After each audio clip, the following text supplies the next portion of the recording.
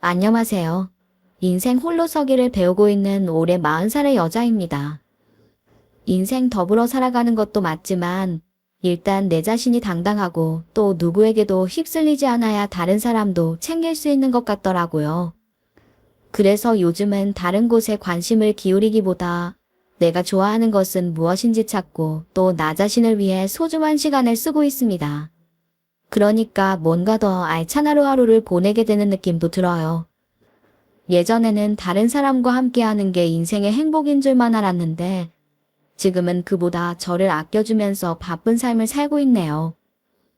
눈치채셨는지도 모르지만 사실 저는 혼자 살고 있어요.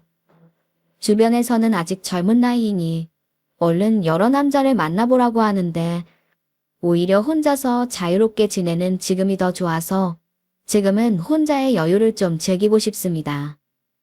물론 제가 처음부터 싱글 라이프를 선택한 건 아니었어요. 저한테도 참 말 못할 사연이 많은데요. 용기가 없어 꺼내지 못하고 꽁꽁 숨겨두었던 과거였는데 어느 날 문득 그런 생각이 드는 거예요.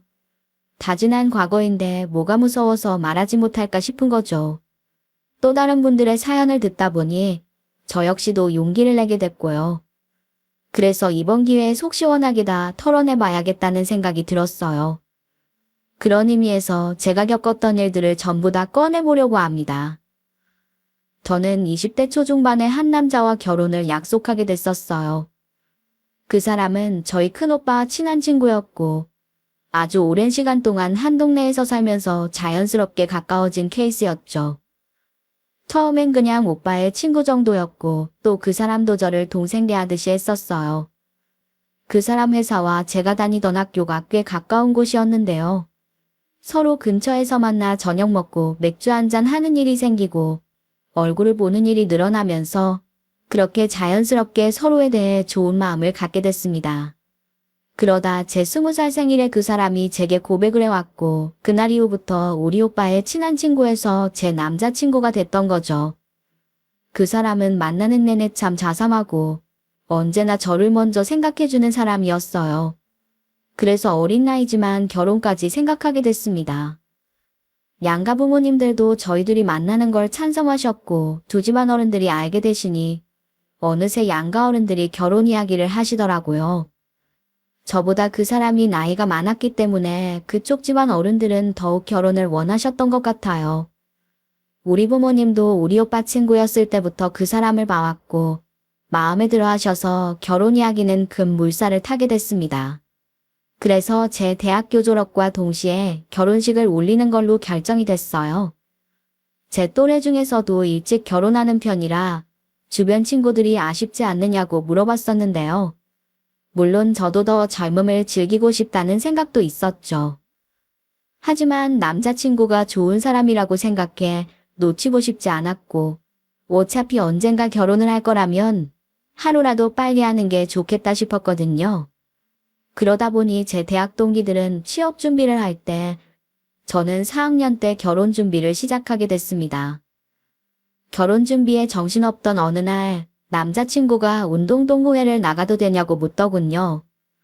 워낙 운동하는 걸 좋아하는 사람이라 그냥 마음 맞는 사람들하고 운동하라는 뜻에서 사실 별 관심을 갖지는 않았어요. 그런데 동호회에 들어간 이후부터 거기서 만난 사람들이랑 운동하느라 저희가 만나는 횟수가 줄어드는 거예요.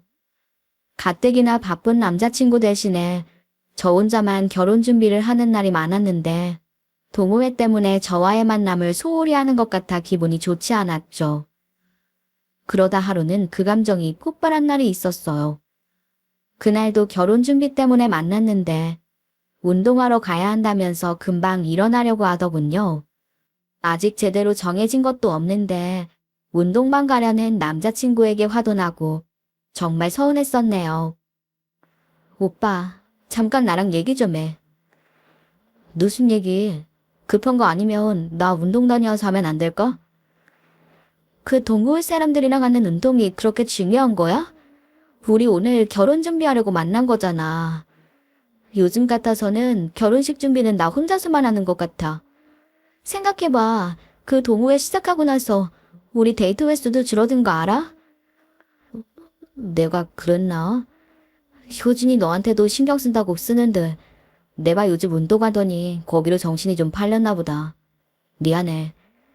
나도 너 혼자 결혼식 준비하러 다니는 거 미안하고 고마운 것도 알지. 근데 어쩌겠어. 나는 회사에 묶여있는 몸이니 방법이 없잖아. 그건 좀 이해해줘. 그럼 운동은? 솔직히 운동한다고 나랑 만나는 것도 줄이고 약속 시간 깜빡한 적도 많잖아. 운동 정말 계속할 거야? 맞다, 운동. 효진아, 솔직히 말하면 나 요즘 회사에도 너무 힘들고 진짜 내 삶의 낚시 운동밖에 없는 느낌이야. 그래도 운동이라도 하면서 사람들 만나면서 스트레스 푸는 거지. 안 그러면 나 회사 스트레스 때문에 너무 힘들 것 같아. 회사 바쁜 거 끝날 때까지만 할게. 우리 결혼하고 나서는 나 진짜 효진이 너한테만 집중할게. 응? 그러니까 나 한 번만 봐줘. 남자친구의 간절한 부탁을 도저히 거절할 수가 없었습니다. 당시 회사에서 중요한 업무를 하며 스트레스를 많이 받고 있었거든요. 그걸 잇는 유일한 취미생활이라고 하는데 더 반대할 수가 없는 거예요. 어차피 결혼식은 제 마음대로 준비하라고 시댁 어른들도 허락해 주셨고 남자친구도 그러라고 허락했으니 그냥 맘 편하게 내가 다 준비하자 싶었어요. 지금 제가 더 고생한 거 기억해뒀다가 나중에 결혼해서 2배로 받아내야지 했었죠. 서운하기도 하고 섭섭하기도 했었지만 그냥 내가 이해해주자고 결심했네요. 그 후로 큰 갈등 없이 결혼 준비를 잘 해나갔습니다. 예식을 1달 남겨놓은 때라 구해놓은 신혼집을 오가면서 바쁘게 지내고 있었어요. 그날도 신혼집에 가구 들여놓은 걸 보러 갔는데 때마침 남자친구도 저희 신혼집에 와 있는 거예요. 며칠 만에 만나는 거라 너무 반갑기도 하고 아직 제가 온 걸 모르는 것 같아 깜짝 놀라게 해줄 생각이었죠. 남자친구가 뒤돌아서 막 통화를 하고 있기에 근처까지 조심스럽게 다가갔어요. 그러다 발걸음을 딱 멈췄습니다. 가까이 가서 통화하는 걸 들으니 그냥 보통 전화가 아니었거든요. 남자친구는 누군가에게 막 절절매면서 여자친구한테 말할 테니 시간을 달라고 조금만 기다려 달라고 하는 거예요.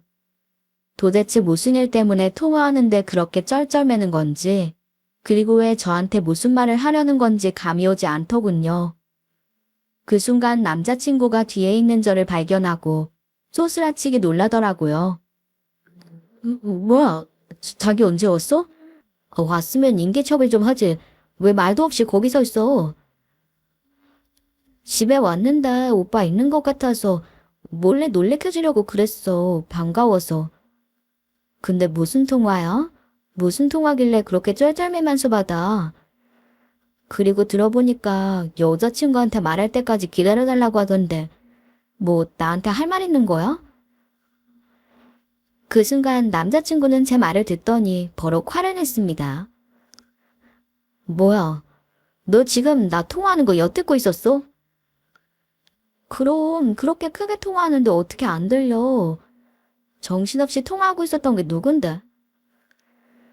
아무리 그래도 남 통화하는 걸 엿들으면 어떡해? 남이라니, 내가 어떻게 남이야? 우리 다음 달에 결혼할 사이야. 결혼할 사이에 어떻게 남이라고 할 수 있어? 그래, 알았어. 알았으니까 괜한 걸로 꼬투리 잡지 말고 그만하자. 응? 그때 처음으로 남자친구가 뭔가 이상하다는 느낌을 받았어요. 여자의 촉이었던 것 같기도 하고 제게 뭔가를 숨기고 있는 것 같은 예감이 들었거든요. 그래서 더는 참지 못하고 먼저 물어봤죠. 그건 그렇고 아까 전화 내용은 뭐야? 누구랑 무슨 통화를 했길래 여자친구한테 말하는 걸 기다려달라 그래? 야, 너는 뭐든 네가 다 알아야 돼? 그냥 그런가 보다 하고 넘어가는 건 없어? 왜 화를 내고 그래? 여자친구가 남자친구 통화하는 거 궁금한 건 당연한 일이잖아. 거기다 내 얘기까지 나왔으면 나도 궁금해할 수 있는 거 아니야? 도대체 무슨 일이길래 그래? 아니야, 됐어. 별거 아닌 일이야. 넌 상관할 거 없어. 상관할 일 없다니? 어떻게 나한테 그렇게 말할 수가 있어? 그리고 오빠, 요즘 진짜 이상한 거 알아? 예전 같았으면 내가 말하기도 전에 먼저 무슨 일인지 말해줬을 거야. 근데 요즘은 나한테 아무 말도 안 하고, 오늘도 봐. 무슨 일인지 나한테 말도 안 해주잖아. 내 얘기까지 나왔으면 나도 관련된 일이라는 건데, 이대로 그냥은 못 넘어가. 그렇게 남자친구와 저는 그 문제로 몇 시간을 싸웠습니다. 남자친구는 별일 아니라고 말할 수 없다고 버티고, 더는 별일 아닌데 왜 저한테 솔직하게 말하지 못하냐며 실랑이를 벌였죠. 솔직히 예전 같았으면 그냥 넘어갔을 수도 있어요. 근데 그전부터 서운했던 게 겹치기도 했고 동호회를 시작한 뒤로 남자친구가 자꾸만 저에게 비밀을 만드는 것 같았거든요. 원래 성격 같았으면 저에게 모든 걸 다 말했을 텐데 한마디도 하지 않는 그 사람이 밉기도 하고 의심스러웠어요. 근데 이제 한평생을 같이 살 사람인데 못 믿는다는 건 너무 괴롭잖아요. 그래서 제 마음속에 의심이 사라질 수 있도록 남자친구가 모든 일을 솔직하게 털어놔주기를 바랬던 것 같아요. 그렇게 몇 시간이나 흘렀을까 남자친구가 한숨을 푹 내쉬더니 입을 열기 시작했네요. 효진아, 일단 너한테 진짜 미안하다. 내가 지금 이러면 나 용서해줘. 무슨 일인데 그래? 무슨 일이길래 다짜고짜 용서해달란 거야? 용서해달란 말을 듣는데 순간 느낌이 정말 쎄했어요. 그리고 남자친구의 입에서 나온 말은 저를 큰 충격에 빠뜨렸습니다. 그러니까 몇 달 전부터 남자친구가 동호회에서 만났던 여자와 저 사이에서 양다리를 걸치고 있었다는 거예요. 그 여자는 남자친구가 곧 결혼할 사람이 있다는 걸 알면서도 상관없다며 유혹한 거였죠. 얼마 뒤 남자친구가 결혼을 앞두고 이러면 안 될 것 같아 헤어지자 했더니 그 여자가 뱃속엔 이 아이가 있다며 연락을 해왔다는 겁니다. 그리고 여자친구에게 알리기 전에 빨리 헤어지고 자신과 아이를 책임지라며 협박을 하고 있다는 말이었어요. 이에 남자친구는 자신이 직접 여자친구에게 모든 사실을 다 말할 테니 조금만 기다려달라는 통화를 하다 저한테 들킨 거였고요. 모든 비밀을 알고 온몸이 덜덜 떨렸습니다. 당장 한 달 뒤면 나랑 결혼할 사람인데 신혼집까지 얻어놓은 사람이 다른 여자를 임신시켰다는데 그 말을 듣고 어떻게 평정심을 유지할 수 있겠어요. 어떻게 그럴 수 있냐고 남자친구 뺨도 때려보고 그날 처음으로 그 사람에게 그렇게 화도 내봤어요. 하지만 남자친구는 그저 미안하다는 말뿐이었습니다. 그때 무슨 정신으로 집에 돌아왔는지 모르겠어요. 그 사실이 믿어지지 않아 뜬 눈으로 밤을 새웠었어요. 그러다 갑자기 그 여자를 직접 만나야겠다는 생각이 드는 거예요. 얼굴을 직접 보고 따지기라도 해야 조금이라도 진정될 것 같았거든요. 그런 생각이 들자마자 남자친구를 통해 약속을 잡았고 그날 바로 그 여자를 만나러 나갔습니다. 대체 어떤 여자길래 곧 결혼할 남자와 양다리를 걸친 건지 대체 얼마나 뻔뻔한 여자인지 너무 궁금했어요. 그리고 단도직입적으로 오빠와는 헤어질 수 없다는 말을 하려고 말이죠. 그 여자가 행복한 우리 결혼을 망치는 걸 두고 볼 수는 없었으니까요. 어느덧 약속 시간이 됐고 여자는 아주 당당한 걸음걸이로 저를 향해 걸어왔습니다. 최유진 씨 맞죠? 저를 직접 보자고 할 줄 몰랐는데 의외예요. 그쪽이 우리 오빠가 만났다는 여자예요? 그냥 만났다고 하긴 그렇죠. 용석 씨 아이를 가졌는데. 안 그래도 용석 씨가 하도 시간을 끌어서 내가 그쪽을 직접 만날까 하던 참이었어요. 어떻게 날 직접 만날 생각을 했어요? 정말 뻔뻔하시네요. 다른 여자랑 결혼할 남자 꼬셔서 일을 이 지경으로 만들어 놓고 그런 말이 나와요. 참나 어이가 없나. 애는 나 혼자 가졌어? 네 남자친구도 좋다고 나 만난 거잖아. 왜 나한테만 난리야? 오빠가 결혼할 여자가 있다고 했는데도 괜찮다고 상관없다고 했다면서요. 당신 같은 사람이 제정신이에요. 용석 오빠 나랑 결혼할 사람이에요. 우리 결혼식 이제 한 달도 안 남았다고요. 그러니까 그쪽이 오빠와의 사이 정리하세요.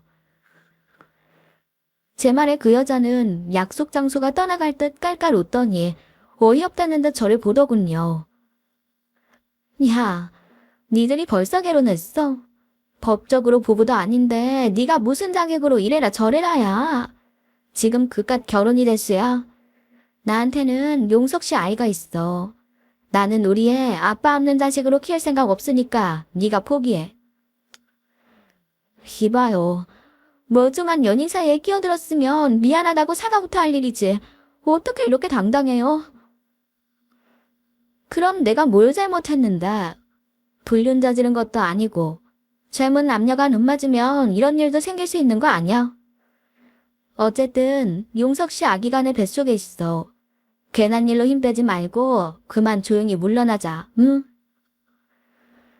물러나긴 누가 물러나요. 난 그럴 생각 없으니까 그쪽이야말로 정신 차리세요. 그렇게 그 여자를 뒤로하고 카페를 빠져나왔습니다.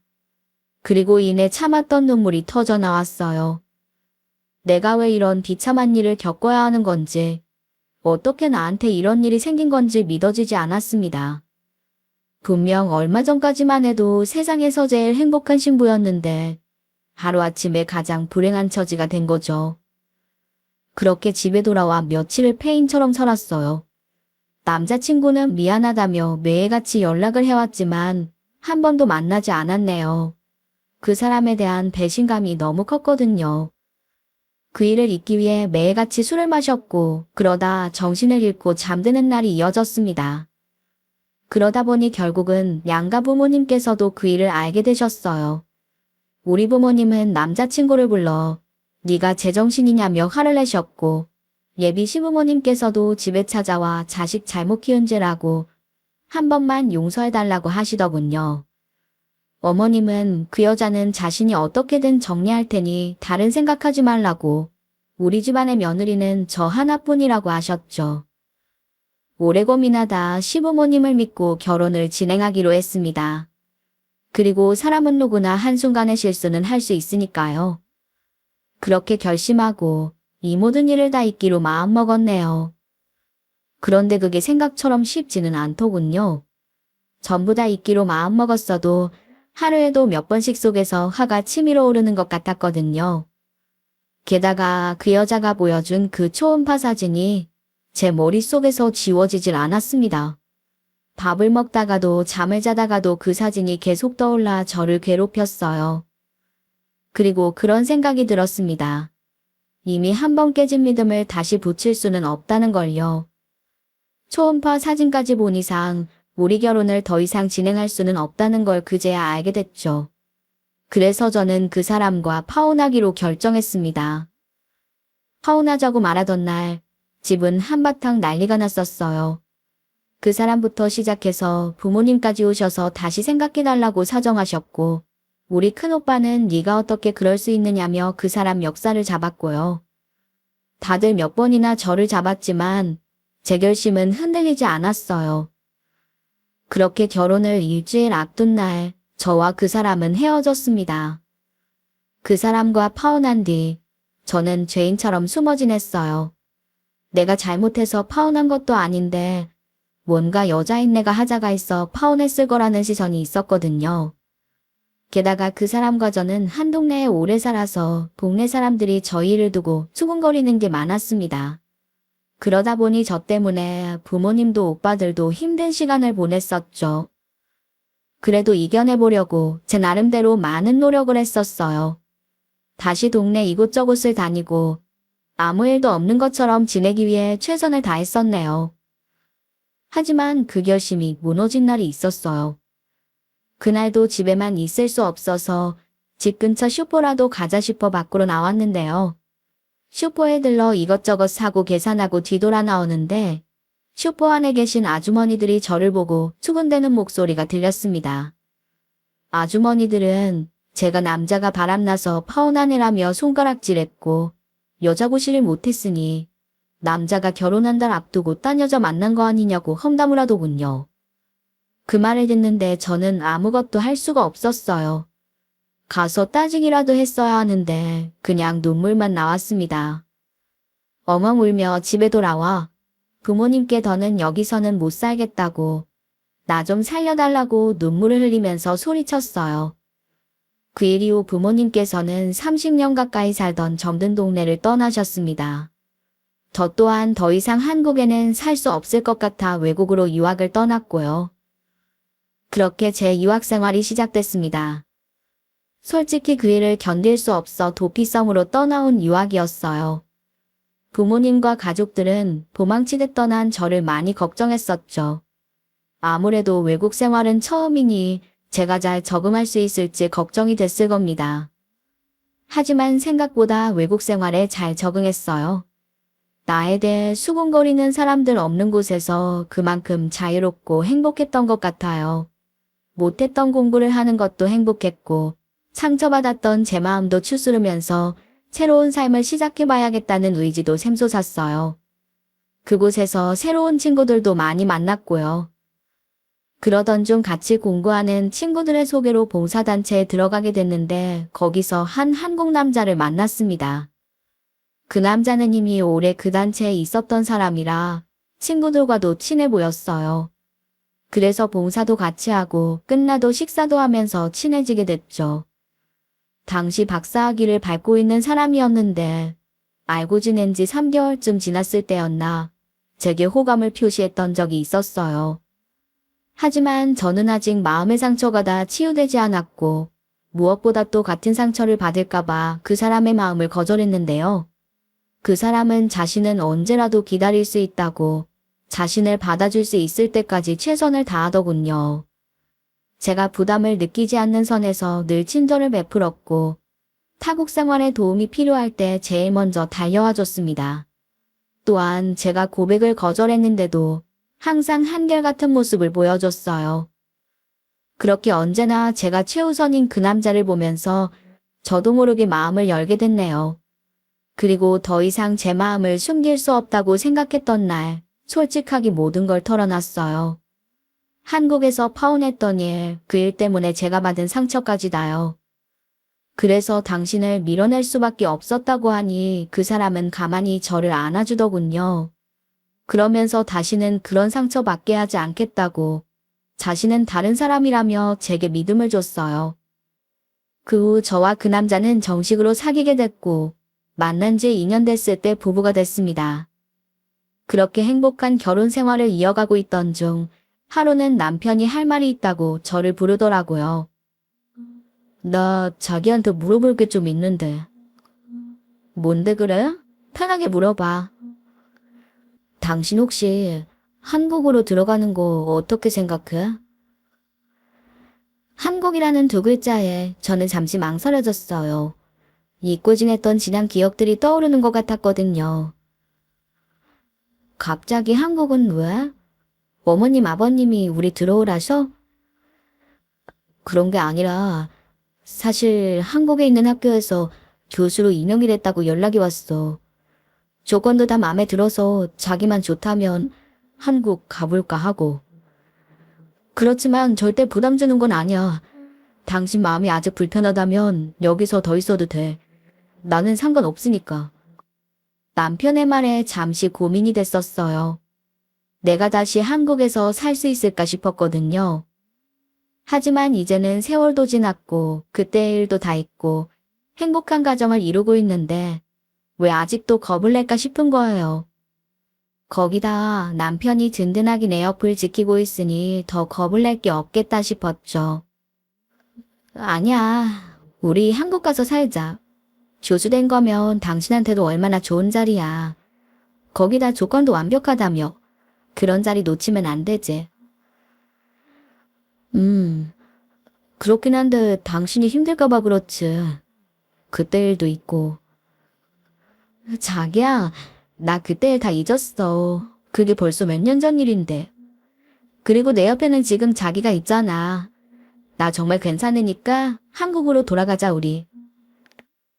그렇게 우리 두 사람은 한국으로 돌아왔습니다.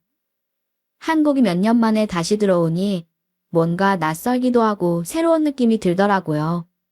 저희가 살았던 외국과는 다른 것도 많아서 다시 적응하느라 바쁜 나날을 보냈네요. 한국에 다시 들어와서 그동안 못 만났던 사람들도 만났어요. 특히 예전 동네에서 같이 살던 오랜 친구에게 먼저 연락을 해봤습니다. 제가 도망치듯 유학길에 오르면서 인사도 제대로 못하고 헤어졌던 친구거든요. 거의 10년 만의 만남이라 얼마나 반가웠는지 몰라요. 오랜만에 만났으니 헤어지기 아쉬워 맥주 한잔 하는데 그 친구가 뭔가 할 말이 있는 표정이더라고요. 뒷감적으로 저와 파혼했던 그 사람 이야기를 할 거라는 걸 알 수 있었죠. 솔직히 이제는 기억 속에 지워진 사람이고 소식을 들어도 괜찮을 것 같아 편하게 이야기하라고 했어요. 그랬더니 대뜸 그 여자와 몇 개월도 못 살고 이혼했다고 하는 겁니다. 들어보니 그 여자가 거짓말로 임신한 척 했던 거래요. 어디서 초음파 사진을 구해와서 임신한 척 하는 바람에 모두가 다 깜빡 속았던 거죠. 임신한 걸 거짓말했으니 그 거짓말이 오래 갈 수 있었겠어요. 거기다 그 여자는 돈 좀 있는 집안인 줄 알고 임신했다는 거짓말까지 하면서 그 남자를 가로채 간 거라고 합니다. 임신도 아니고 집안에 돈도 없는 걸 알았으니 서로 더 볼 것도 없었겠죠. 친구 말로는 동네가 떠나가게 개싸움하면서 이혼했다고 하더라고요. 그 말을 듣는데 참 한심하기도 하고 못난 사람들이라는 생각이 들더군요. 일찍 그 관계를 정리한 제가 현명하다 싶었습니다. 그리고 그들의 이혼 이야기는 잊어버렸어요. 이제는 제 관심 밖의 일이었으니까요.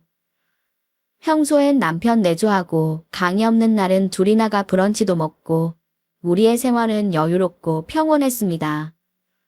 그러나 그 평온하고 안정적인 일상인을 이어진 건 아니었는데요. 우리 부부의 고민은 결혼한 지 7년 차가 되었는데도 아직 아이가 없다는 거였습니다.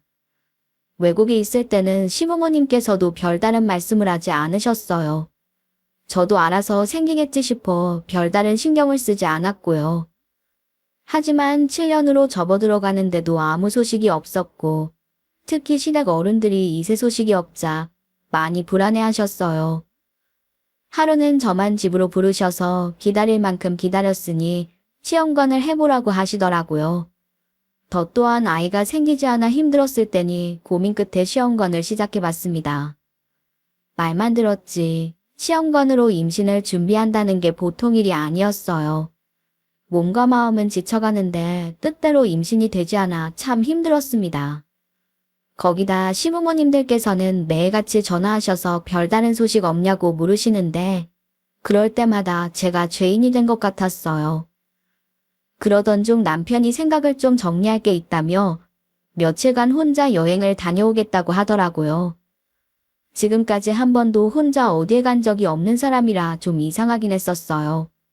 그렇지만 학생들 가르치면서 지칠 수도 있고 혼자 좀 쉬고 싶을 수도 있으니 마음 편히 다녀오라고 했죠.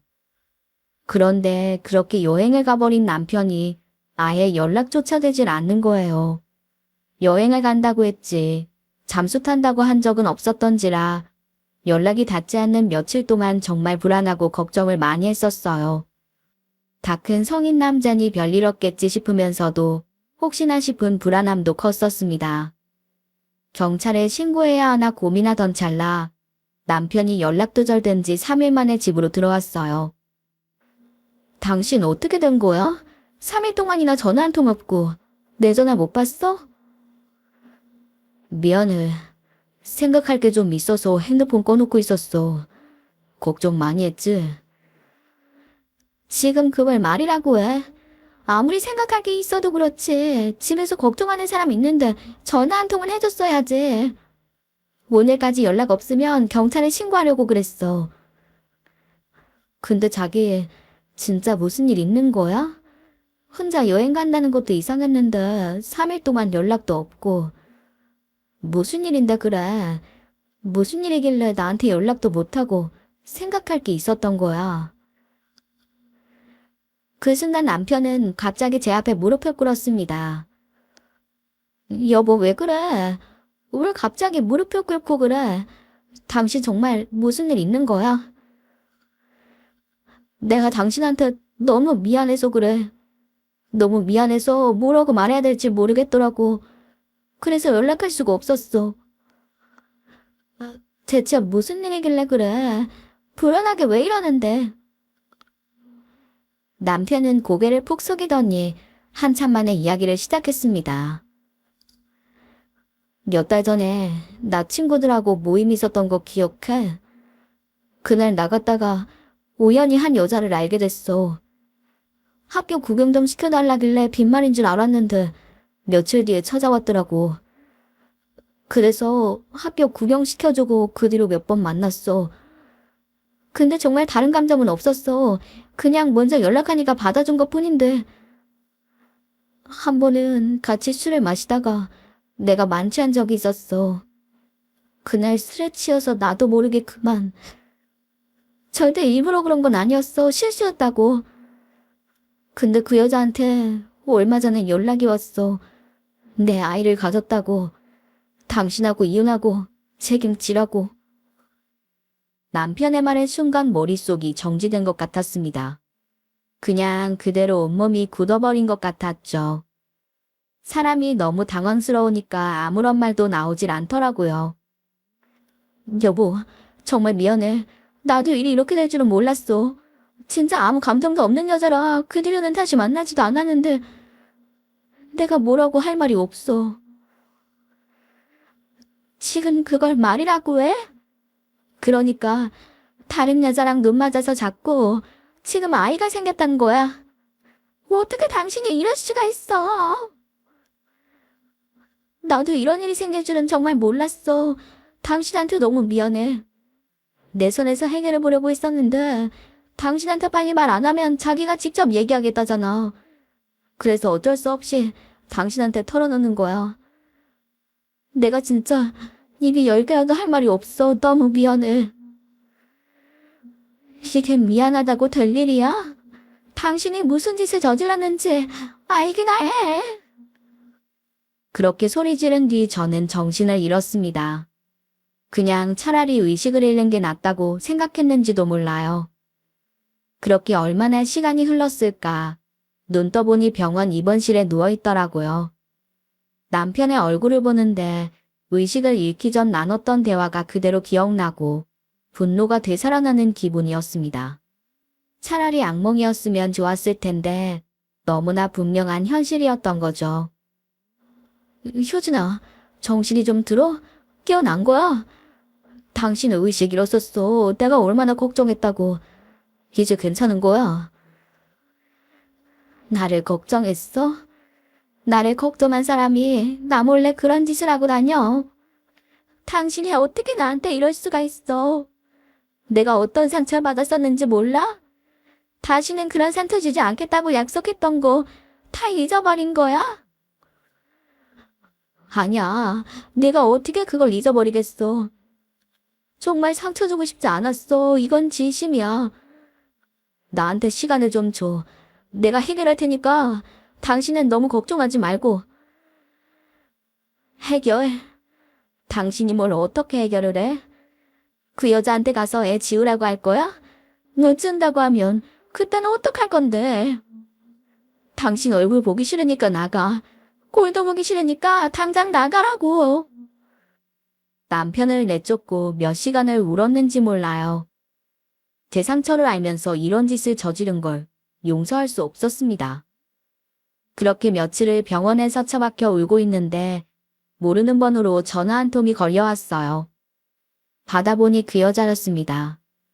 그 여자는 남편 아이 가진 여자 궁금할 것 같아 전화했다며 당당하게 나오더라고요. 그 말을 듣는데 이성의 끈이 끊기는 기분이었습니다. 당장 만나자고 했죠. 약속 장소에 도착해 여자의 얼굴을 보는 순간 저도 화가 치밀어 오르더라고요. 아무것도 보이지 않았어요. 일단 그 여자에게 다가가 소리를 질렀습니다. 너구나. 네가 내 남편 애 가진 년이야? 제 목소리에 그 여자도 몸을 일으켰고 얼굴을 마주한 순간 우리 둘 다 굳어버리고 말았습니다. 다시는 볼 일 없을 줄 알았던 그만큼 까맣게 잊고 있던 얼굴이었거든요. 상상도 못했던 정체에 경악할 정도였습니다. 남편의 아이를 가졌다는 여자가 바로 그 여자였어요. 예전에 제가 만나던 남자를 유혹해 저를 파혼하게 만들었던 바로 그 여자요. 여자도 저를 알아본 듯 했습니다. 뭐야, 또 너야? 와, 진짜 신기하네. 어떻게 이런 우연이 다 있어? 그쪽이야말로 아직도 정신을 못 차렸나 보네요. 그때는 결혼할 사람들 파혼시키더니 지금은 가정에 파 탔네요? 너 또 내 탓하는 거야? 그게 왜 내 탓이야? 이번에도 남편 하나 간수 못한 네 잘못이지. 너는 얼마나 멍청하길래 남자 둘은 나한테 다 뺏겨? 불쌍하다 진짜. 여자의 말에 제 몸이 부들부들 떨렸습니다. 진짜 사람 같지가 않은 여자였어요. 거짓 임신으로 속여서 결혼했으면 그 사람이랑 잘 살 일이지. 왜 이혼해서 이런 일을 만들어요? 이번에도 거짓 임신으로 쇼하는 거 아니냐고요. 기가 막혀서 정말. 왜? 너는 7년 동안 못 갖는 아이, 나는 한 번에 가진 게 부러워서 그래? 예전에 있던 일이야. 네가 상관할 거 없고. 그래서 어떡할 거야? 언제 이혼할 건데? 내가 왜 이혼을 해요? 내가 뭘 잘못했다고 이혼을 해? 그럼 어쩔 건데? 7년간 시험관 시술해도 애도 안 생긴 여자랑 살고 싶겠어? 이미 나한테는 네 남편 애가 있는데. 내가 낳아서 키우면 어차피 넌 이혼당하게 되어 있다니까. 괜히 시간 끌지 말고 빨리 이혼 서류에 도장이나 찍어. 여자의 말에 저는 또 한 번 무너지고 말았습니다. 상간녀가 남편 아이를 가졌다는 사실만으로도 기가 막힌 노릇이잖아요. 근데 상간녀의 정체가 나를 파혼하게 한 그 여자라니 저는 더 큰 충격을 받고 절망할 수밖에 없었어요. 충격적인 일은 그것만이 아니었습니다. 상간녀의 임신 사실을 알게 된 시댁 식구들이 저를 설득하러 온 거였어요. 그 여자가 아이를 낳으면 데려와 키우라고 하시다가 제가 그럴 수 없다고 하니 그럼 차라리 이혼하라고 하셨습니다. 우리 집 손자보게 생겼으니 알아서 물러나 달라고 하시더군요. 믿었던 시부모님께 배신당하고 저는 사리유를 잃었어요. 그래도 제 편이 되어주실 줄 알았는데 이렇게 뒤통수 맞을 줄은 몰랐거든요. 그렇게 식음을 전폐하고 일주일 정도 지났을 때 문득 그런 생각이 들더군요. 내가 왜 혼자 끙끙 앓아야 되나 싶은 거예요. 너무 화가 나 그 여자 머리채라도 잡고 싶은 심정이었습니다. 그래서 그 여자에게 전화를 거니 무슨 꼼꼼이인지 순순히 만나자며 약속을 잡더라고요. 근처 카페에 나가 그 여자가 오기를 기다리는데 오자마자 저를 보더니 얼굴이 많이 상했다고 뻔뻔하게 저를 위로하는 겁니다. 세상에 어떻게 이런 여자가 있을 수 있나 싶었어요. 며칠 사이에 얼굴이 말이 아니네. 마음고생 엄청 했나 봐. 그럼 그런 일을 겪고 발 뻗고 잘 수 있는 사람이 몇이나 되겠어요. 그러니까 편하게 이혼해주면 될 걸 왜 마음고생을 하고 있냐고. 너도 참 한심하다. 아무튼 피골이 상접한 걸 보니까 조금 미안해지긴 하네. 나한테 2번이나 당하고 네 신세도 참 처량하다. 지금 그걸 말이라고 해요? 지금 사과를 해도 모자랄 뻔해. 열받는 건 알겠는데 뭐 어쩌겠어. 네가 만난 놈 2명이나 다 나한테 홀린걸. 그냥 복 없는 네 탓을 해야지. 이건 비밀로 하려고 했는데 안 되겠다. 나한테 2번이나 당하는 네가 너무 불쌍해서 내가 솔직하게 말해줄게. 솔직하게 말하다뇨? 그게 무슨 말이에요? 그러니까 들어봐봐. 네 남편이랑 별일 없었어. 물론 잠자리야 했지만 임신한 건 아니거든. 잘 나가는 박사님에다가 집안도 좀 사는 것 같아서 임신했다고 쇼 좀 한 거야. 몰랐지? 그럼 뭐예요? 왜 우리 남편 애 가졌다고 거짓말한 거예요? 아니, 다른 거짓말도 아니고 어떻게 그런 걸로 사람을 속여. 그쪽 진짜 제정신 아니구나. 야, 왜 이렇게 화를 내? 거짓말한 거야. 솔직히 너한테 좀 미안하긴 한데 나만 잘못한 건 아니잖아. 네 남편도 내가 꼬시니까 아주 좋다고 넘어오던데. 넘어온 건 네 남편 잘못이지. 그리고 네 남편 덕에 나도 편하게 좀 살고 싶거든. 나도 나이가 있는데 언제까지 이렇게 살 순 없잖아. 박사 사모님 소리 들으면서 편하게 살고 싶어. 그러니까 네가 이해 좀 해줘. 그래서 애 가졌다고 거짓말을 했다 이거예요. 날 파혼시킨 것도 모자라서 어떻게 이럴 수가. 그러니까 내가 너한테는 좀 미안하다고 하잖아. 그리고 그때 그 자식은 돈도 없고 오히려 내가 속은 거야. 아무튼 미안하게 됐어. 근데 너도 딴 여자랑 잔놈이랑 더 살 수 있겠어? 내가 걷어주는 거니까 너무 화내지 마. 그럼 이혼하는 걸로 알고 난 간다.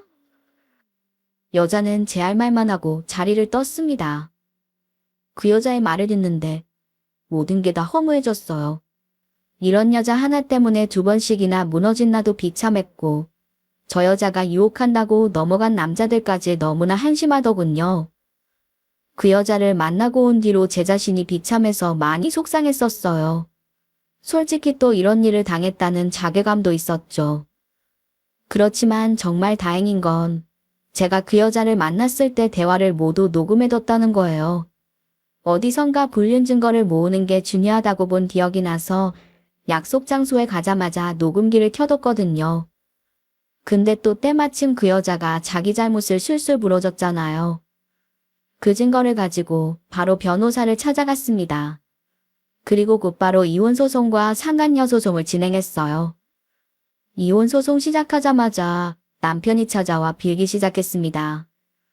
남편은 자기 잘못이 아닌 걸 알지 않았냐고 임신을 한 것도 아니니 봐달라고 하는데 그게 어디 용서할 일인가요? 이미 다른 여자와 잠자리를 가진 거고 그게 우리 부부 사이의 신뢰를 깨버렸는데요. 남편은 물론 시부모님까지 집 앞에 와 용서해달라고 무릎 꿇고 비는데 깔끔하게 경찰 불러 쫓아냈죠. 진짜 저를 불쌍하게 느낀 건지 자기 잘못을 술술 불어준 그 여자 덕분에 저는 모든 소송에서 멋지게 이길 수 있었어요. 여자는 거짓 임신으로 고소당했고 내 전 남편은 불륜 사실이 학교에 소문이 쫙 나는 바람에 교수 임용도 탈락했다고 들었습니다. 본인들이 죄지었으니 그만한 벌 받아야죠. 자업자득이라고 생각해요. 저는 요즘 혼자서도 멋있게 사는 법을 배우고 있습니다. 삶의 여유도 있고 신경 쓸 남자가 없어서 얼마나 편한지 몰라요. 한편으로는 2번이나 당하고 나니 이제 다시 남자를 믿을 수 있을까 싶은 걱정이 되기도 해요. 그래도 저 혼자 씩씩하고 건강하게 잘 살아갈 수 있겠죠? 많은 분들이 앞으로 남은 제 삶을 응원해 주셨으면 좋겠네요. 제 사연은 여기서 마칠게요. 끝까지 들어주셔서 정말 감사합니다. 오늘의 썰맘 사연에 여러분의 소중한 댓글 기다리면서 구독, 좋아요, 고민은 물론 알람 설정도 부탁드립니다. 그럼 오늘도 함께 읽어주셔서 감사합니다. 라, 라, 라, 라.